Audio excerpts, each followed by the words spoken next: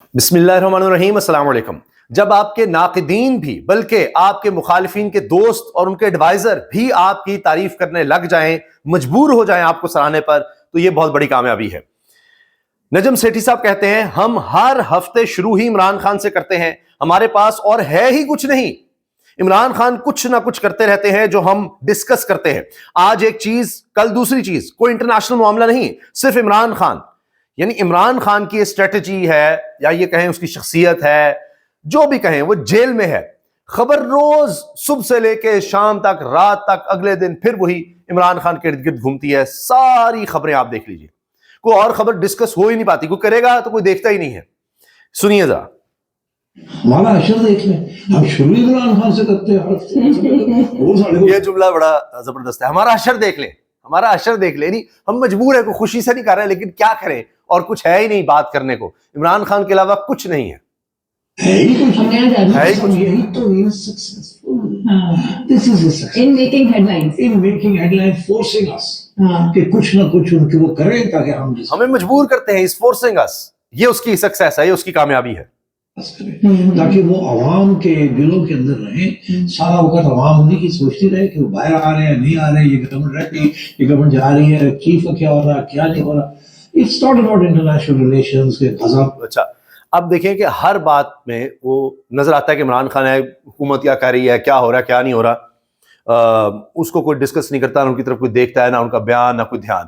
وہ زبردستی ظاہر ہے کہ میڈیا کو اشتہار دینے ہیں تو کہیں نہ کہیں آپ کو ذکر مل جائے گا، ادروائز ڈسکشن عمران خان کی۔ کیا ہو رہا ہے ادھر، نہ ٹرمپ کا بھی نہیں، it is about Imran Khan. آج ایک چیز کل دوسری چیز، اب یہ خط لکھ دیا ہے ٹرمپ کے حوالے سے بھی آپ دیکھیے، وہ بھی اگر ڈسکشن ہونی ہے ٹرمپ کی تو عمران خان کے ارد گرد اس حوالے سے۔ اور اب آپ یہ دیکھیے جناب، یہ ہے بڑی خبر، خط آ ہی گیا، امریکہ کی طرف سے خط آ گیا ہے، لیٹر آ گیا ہے، باقاعدہ لکھا گیا ہے خط، اور اس میں 3 لوگوں کے نام خط ہے، army chief general Asim Munir کو، شہباز شریف پرائم منسٹر کو، اور آصف علی زرداری صدر کو۔ تینوں کو ایک خط آ گیا جی امریکہ سے، اور یہ امریکی کانگریس مین ہیں، انہوں نے خط لکھ دیا ہے، اور اس میں کیا لکھا گیا ہے وہ میں آپ کے سامنے پڑھ دیتا ہوں۔ بڑا دلچسپ خط ہے، اور اس کو اب بہت زیادہ ڈسکس کیا جا رہا ہے۔ جو ولسن نے خط لکھا ہے، اور وہ اس میں لکھتے ہیں سب سے پہلے تو یہ کہ جی dear prime minister Shehbaz Sharif, president Asif Ali Zardari, chief of army staff of the armed forces Syed Asim Munir Ahmed Shah.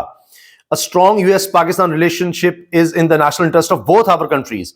In the over 75 years of bilateral relations between the US and Pakistan, our relationship has been strongest when Pakistan embraces its democratic ideas of rule of law. کہ جی 75 سال سے ہمارے تعلقات ہیں، دونوں کی ضرورت ہے پاکستان امریکہ کی کہ دونوں کے تعلقات اچھے رہیں، اور تب تعلقات اچھے ہوتے ہیں جب رول آف لا ہو۔ I write with regard to the unjust detention of the former Prime Minister of Pakistan Imran Khan. میں یہ خط لکھ رہا ہوں غیر قانونی یا بلا جواز جو حراست ہے عمران خان کی، اس کے بارے میں۔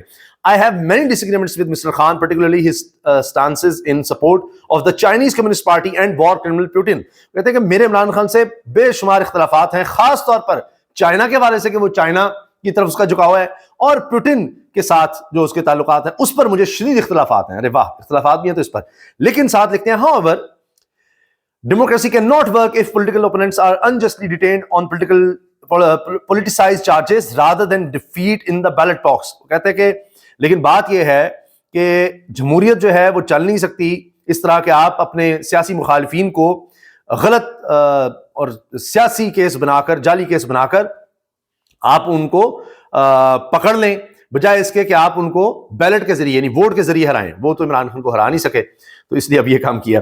I urge Pakistan to uphold democratic institutions, human rights and rule of law and respect the fundamental guarantees of due process۔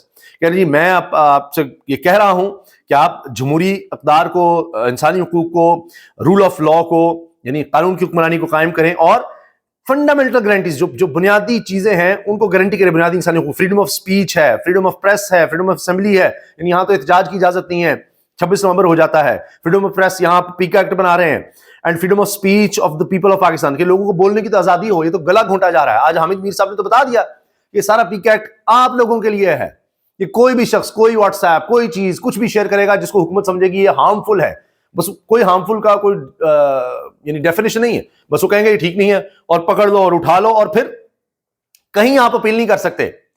وہاں ٹریبونل جو ہے وہ حکومت بنائے گی, اس میں سزا دے گی, اس کے بعد کوئی عدالت نہیں دیکھے گی, سیدھا آپ آئیں گے آئینی بینچ کے آگے آ سکتے ہیں آپ, اور آئینی بینچ بھی حکومت نے بنایا.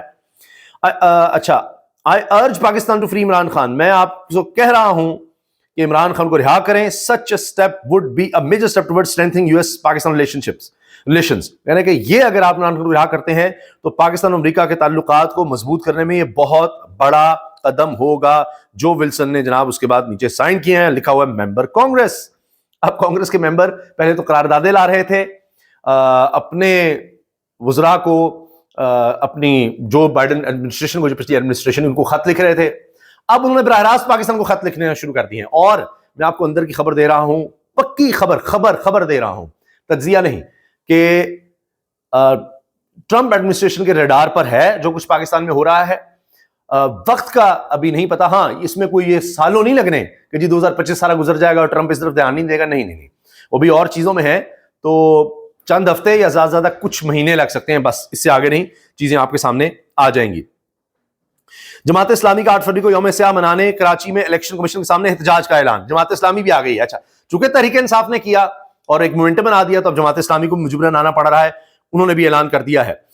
حکومت کوئی نہ کوئی موقع تلاش کرتی ہے کہ اچھا 8 فروری کو تحریک انصاف کچھ کر رہی ہے تو اب کیا کریں جی, فلاں کی آمد ہے جی, یہ نہ کریں وہ نہ کریں, فلاں ہے جی ہارس اینڈ کیٹل شو ہو رہا ہے اس لیے آپ کو مینار پاکستان کی اجازت نہیں دے سکتے. ہارس اینڈ کیٹل شو ہو سکتا ہے, ان کا مجمع لگ سکتا ہے جانوروں کا, لیکن یہاں انسانوں کو اکٹھے ہونے کی اجازت نہیں ہے. حکومت اب کیا کر رہی ہے جی, پرنس کریم آغا خان کے انتقال پر 8 فروری کو یوم سوگ کا اعلان قومی پرچم سر نگو رہے گا. آپ کہیں گے جی دیکھیں ہم سوگ منا رہے تھے, آپ نے جناب احتجاج کی کال دی ہوئی ہے, وہ کب سے انہوں نے دی ہوئی ہے, انہوں نے بھی آگے پیچھے نہیں کرنا تھا کوئی دن. حیدرآباد میں مسئلہ بہت گمبھیر ہو چکا ہے, پولیس اور وکلاء کے درمیان تنازع میں شدت آ گئی. وکلاء نے نیشنل ہائی وے پر دھرنا دے دیا, لوگ خوار ہو رہے ہیں, مسافر خوار ہو رہے ہیں.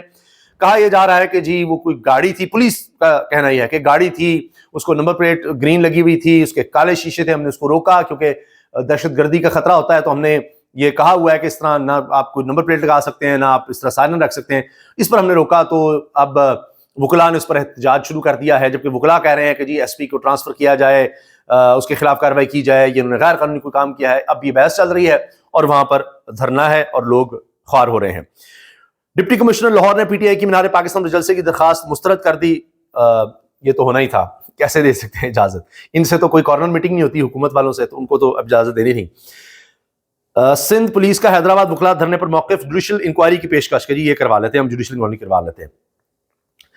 یہ خبر ہے جی, جب آپ جعلی الیکشنز کروائیں گے تو پھر ہر جگہ جعلی کام ہوگا, پھر 26ویں آئینی ترمیم بھی ہوگی, پھر ججز کی بھرتیاں اس طرح ہوں گی, میرٹ شیرٹ یہ وہ سب کسی جگہ نظر نہیں آئے گا. پھر آپ صرف اور صرف رسوا ہوں گے عالمی سطح پر, کیونکہ ہر جگہ پھر جعلی الیکشن ہوں گے, 2 نمبر الیکشن ہوں گے, ہر جگہ میرٹ کا قتل ہوگا, بلکہ قتل عام ہوگا, اور اس کے بعد ہر ادارہ تباہ ہوگا. اور اب یہ نہیں کہ اس میں کوئی دہائیاں لگیں گی, سالوں میں آپ دیکھیں گے بالکل تباہی ہوگی.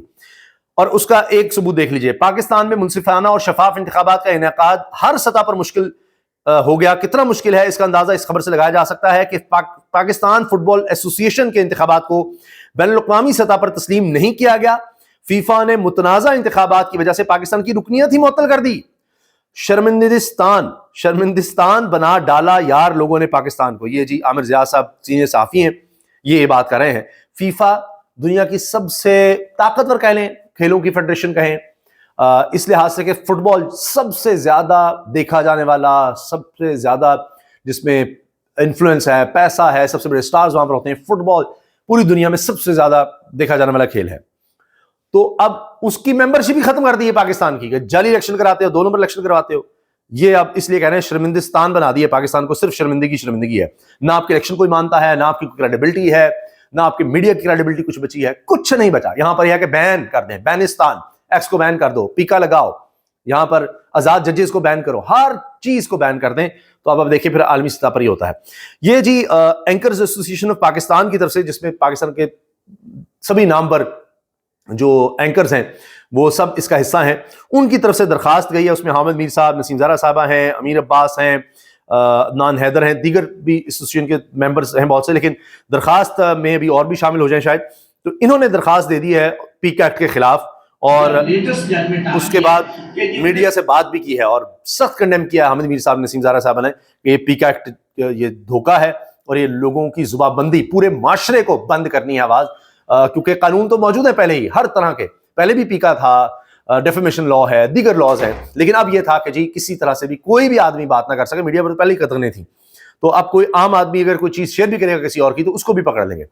تو اس پر حامد میر صاحب ڈٹ گئے ہیں, نسیم زارع صاحب, دیگر صحافی سب اور اینکرز سب ڈٹ گئے ہیں, صحافیوں کی تنظیم بھی جا چکی ہے. تو یہ اب حکومت کے لیے ایک نیا محاذ کھل چکا ہے, اور مجھے تو یہی امید ہے, دعا بھی ہے انشاءاللہ کہ اس میں صحافیوں کی, حق کی, سچ کی فتح ہو, اور یہ جو ہمارے آئین میں چیزیں گارنٹی کی ہیں اس کے خلاف جو کچھ حکومت کر رہی ہے وہ نہ کر سکے. اس نے پہلے ہی بہت کچھ کر دیا ہے, اب مزید بربادی, تو پہلے ہی ہم تباہی کی طرف جا رہے ہیں, یہ کریں گے تو ہم اور تیزی سے اس طرف جائیں گے.